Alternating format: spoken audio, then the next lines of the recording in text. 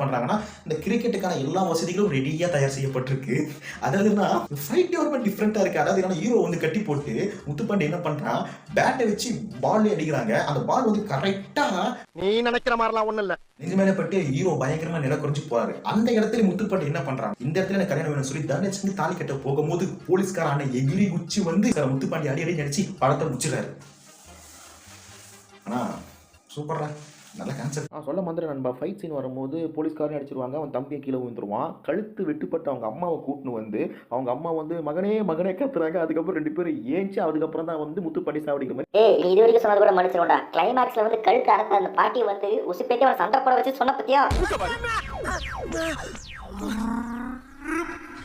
டேய், இப்ப அவனுக்கு உன்னை கேட்டானுங்களா இல்ல நான் தான் உன்னை சொல்ல சொன்னா?